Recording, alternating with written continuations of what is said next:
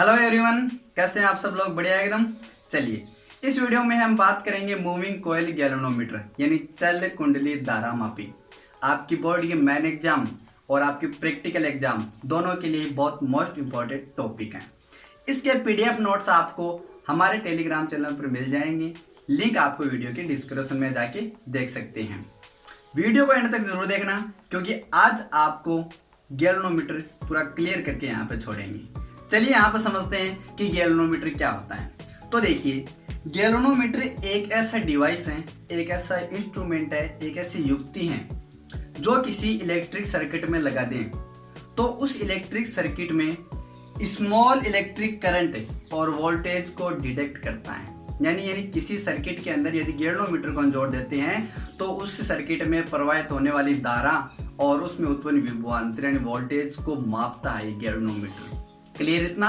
चलिए अब इसकी बात करते हैं कंस्ट्रक्शन की, बनावट कैसी है इसकी। तो बनावट के अंदर आप चित्र देख पा रहे हो यहाँ पर कि इसके अंदर दो चुंबक लगी रहती हैं, एक N और एक S। ठीक है, और जो चुंबक जो है वो क्रव के रूप में होती हैं, यानी इस प्रकार होती है, वक्र के रूप में। ठीक है, अब इसमें क्या होता है कि एक कुंडली लगी होती है जो कच्चे लोहे की होती है और इस कुंडली के ऊपर इंसुलेटेड यानी विद्युत रोधी तांबे के तार को यहाँ पर लपेटा जाता है, कॉपर के तार को लपेटा जाता है और इस कुंडली के एक सिरे को स्प्रिंग से हम जोड़ देते हैं और साथ ही इस कुंडली के एक सिरे से एक इंडिकेटर जोड़ देते हैं जो हमें इस स्केल पर दिए हुए मानों को इंडिकेट करता है। यानी इसके अंदर स्केल में जो कोई माप आता है उसका मतलब यहाँ पर हम इलेक्ट्रिक करंट कितनी प्रवाहित हो रही है और वोल्टेज कितना है वो यहाँ पर हम देख सकते हैं, माप सकते हैं। आप लैब में देखा होगा, कभी गए होते, एक डिब्बा सा रहता है जिस पर G लिखा होता है, वो होता है गैल्वेनोमीटर, A लिखा होता है वो एमीटर और V लिखा होता है वो होता है आपका वोल्टमीटर। ठीक है, क्लियर इतना? बनावट क्या होती है और इसकी वो क्या है कि गैल्वेनोमीटर क्या होता है, क्लियर इतना? अच्छा, आपके यहाँ पर एक मन में क्वेश्चन आ रहा होगा कि इसके अंदर जो चुंबक हैं वो क्रव के रूप में क्यों रखी जाती हैं? सीधी भी तो रख सकते हैं, इस प्रकार सीधी तो रख सकते हैं हम। देखिए, समझिए इसे। यदि हमें इस मैग्नेटिक फील्ड के लिए यदि हम इस चुंबक को सीधी रखते हैं तो इससे जो मैग्नेटिक लाइंस जो निकलेंगी, मैग्नेटिक फील्ड लाइंस, वो सीधी होंगी। ठीक है, लेकिन जैसे हम इसको क्रव के रूप में कर देते हैं तो इसकी मैग्नेटिक फील्ड लाइन जो है वो क्या होगी, एक सेंटर पर कहीं पर एकत्रित होगी। इस सेंटर पर, इस कुंडली के सेंटर पर एकत्रित होगी क्रव करने से। यानी ये जो चुंबक क्रव के रूप में लगाई हुई हैं वो uniform radial magnetic field create करता है आपको। यूनिफॉर्म रेडियल मैग्नेटिक फील्ड का मतलब हो गया कि इसकी जो मैग्नेटिक फील्ड लाइन है वो इसकी रेडियस के क्या होगी, समांतर होगी, पैरेलल होगी। ठीक है, अब यहाँ पर देखो, कुंडली के अंदर जब मैग्नेटिक फील्ड जो है वो एक जगह पर एकत्रित होगी, यानी सेंटर पर जब एकत्रित हो जाएगी तो क्या होगा कि आपको बताया है अभी कि ये जो आपकी कुंडली है वो कच्चे लोहे की है। वो कच्चा लोहा क्या होता है कि इसको हम किसी एक्सटर्नल मैग्नेटिक फील्ड के अंदर रख दें तो वो एक चुंबक की तरह व्यवहार करेगी। यानी कहना मतलब इसमें आप चुंबक, यहाँ पर मैग्नेटिक फील्ड था और जैसे कुंडली में भी मैग्नेटिक फील्ड यहाँ पर उत्पन्न हो जाएगा, क्योंकि यहाँ पर गुजरेगी तो ये भी मैग्नेटिक फील्ड बन जाएगा यहाँ पर, यानी एक चुंबक बन जाएगी आपकी कुंडली भी। यहाँ पर एक शक्तिशाली यहाँ पर मैग्नेटिक फील्ड क्रिएट होगा। आई बात समझ में? चलिए अब बात करते हैं इसके प्रिंसिपल पर, यानी किस वर्क पर सिद्धांत करता है, कार्य करता है ये। तो देखिए, यदि किसी चुंबक के बीच में कुंडली को रखा जाता है या फिर किसी एक्सटर्नल मैग्नेटिक फील्ड में कुंडली को रखा जाता है तो उस कुंडली पर एक टॉर्क वर्क करता है। टॉर्क का यहाँ पर मतलब है बल आघूर्ण, और वो उस बल आघूर्ण की वैल्यू क्या होगी, तो इक्वल्स टू NIAB sin थीटा। यहाँ पर N क्या है, N है इस कुंडली पर लपेटे हुए कॉपर वायर की संख्या और यहाँ पर I है कि उस सर्किट में फ्लो होने वाला करंट। A क्या है, यहाँ पर एरिया वेक्टर है और B क्या है, मैग्नेटिक फील्ड है और साइन थीटा क्या है, यहाँ पर थीटा है, यहाँ पर क्या है, थीटा है इस एरिया वेक्टर A और इस मैग्नेटिक फील्ड B के बीच का एंगल। तो ये इसका क्या हो गया, प्रिंसिपल हो गया। चलिए हम एक अन्य चित्र से यहाँ पर समझते हैं। तो देखिए, आप यहाँ पर एक चित्र देख पा रहे हैं कि यहाँ पर इस गैल्वेनोमीटर को जब ऊपर से देखते हैं तो कुछ हमें ऐसा दिखाई देता है। ठीक है, ये इस कुंडली का ऊपर वाला सिरा और यहाँ पर एक ऊपर वाला सिरा जो यहाँ पर आप देख पा रहे हो।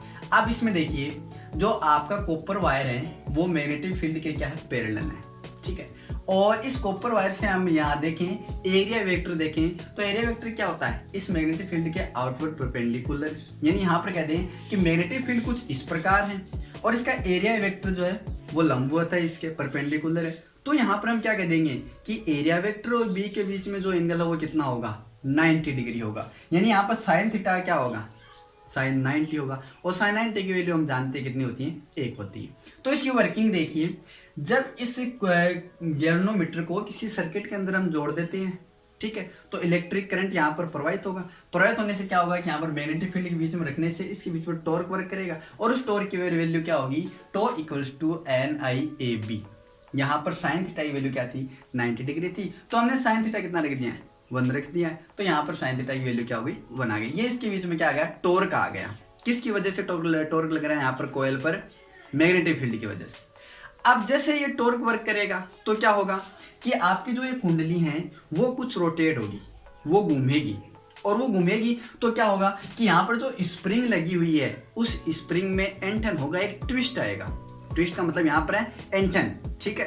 अब एंटन होगा इस स्प्रिंग के अंदर, तो ये स्प्रिंग वापस अपनी साम्य अवस्था में आने की कोशिश करेगी, और साम्य अवस्था में कोशिश आने करेगी तो यहाँ पर ये विपरीत दिशा में वापस यहाँ पर कुछ फोर्स लगाएगी, ठीक है, जो जिसे हम कहेंगे टॉर्क कहेंगे, ठीक है। यानी यहाँ पर इस कुंडली पर 2 टॉर्क वर्क कर रहे हैं, एक तो मैग्नेटिक फील्ड की वजह से और एक उस मैग्नेटिक फील्ड की वजह से जैसे ही वो कुंडली घूमेगी तो इस आपकी जो स्प्रिंग है उसमें एंटन उत्पन्न होगा, और एंटन उत्पन्न होने से यहाँ पर भी स्प्रिंग में भी एक टॉर्क वर्क करेगा, और उस टॉर्क की वैल्यू क्या है, टो इक्वल्स टू के फाई। के यहाँ पर क्या है, कांस्टेंट है, और फाई जो आपका वो क्या है कि वो किस एंगल से यहाँ पर ट्विस्ट हुई है वापिस, ठीक है। अब देखिए आगे, अब यहाँ पर वापस वो अपनी साम्य अवस्था में आ जाएगी, तो हम यहाँ पर कह देंगे कि इस कुंडली में जो मैग्नेटिक फील्ड की वजह से जो टॉर्क लगा था और यहाँ पर जो इस स्प्रिंग में जो टॉर्क लग रहा है वो दोनों क्या होंगे, सेम होंगे, क्योंकि यहाँ पर जैसी कुंडली घूमेगी स्प्रिंग में एंटन होगा, वो वापस अपनी क्या आएगी, साम्य अवस्था में आएगी। तो कह दूंगा यहाँ पर दोनों का टॉर्क क्या होगा, इक्वल होगा। तो मैं क्या लिख सकता हूँ यहाँ पर के फाई इक्वल्स टू NIAB, ठीक है। और यहाँ से हम क्या लिख देंगे, phi equals to NBA upon K, और मल्टीप्लाई में क्या आ जाएगी, आई आ जाएगी। अब यहाँ पर देखिए NBA और K ये सब क्या है, कांस्टेंट है, यानी यहाँ पर नंबर ऑफ टर्म्स है, इसको ऊपर आएगी, जो कांस्टेंट वही रहेगी, मैग्नेटिक फील्ड वही रहेगा, एरिया वेक्टर वही रहेगा, और आपका जो के है वो कांस्टेंट वही रहेगा। यानी आपका जो फाई है, जो इस स्प्रिंग में जो ट्विस्ट उत्पन्न हो रहा है, जो एंगल है वो डायरेक्टली प्रोपोर्शनल है किसके, आई के, यानी उस सर्किट में प्रवाहित धारा के, ठीक है। यानी हम कह देंगे यदि धारा अधिक प्रवाहित हो रही है तो एंटन अधिक होगा, यदि धारा कम प्रवाहित हो रही है तो एंटन क्या होगा, कम प्रवाहित होगा। यानी अब डिपेंड करता है कि वो कितनी इलेक्ट्रिक करंट जो है प्रवाहित हो रही है, उसके हिसाब से यहाँ पर इंडिकेटर से हमें इंडिकेट हो जाएगा और हम यहाँ से पता कर सकते हैं। तो गाइस अभी हमने क्या देखा है कि आपका जो गैल्वेनोमीटर है वो 2 सिद्धांतों पर कार्य करता है, एक तो ये मैग्नेटिक फील्ड के सिद्धांत पर कार्य करता है और दूसरा बल आघूर्ण टॉर्क के सिद्धांत पर कार्य करता है। ओके, अब यहाँ पर हम देखेंगे कि आपका गैल्वेनोमीटर जो है वो करंट और वोल्टेज के प्रति कितना सेंसिटिविटी है। यानी यहाँ पर देखेंगे, एक तो देखेंगे करंट सेंसिटिविटी इसकी कितनी है, तो इसकी करंट सेंसिटिविटी को हम लिख सकते हैं IS equals to phi upon I equals to NB upon के।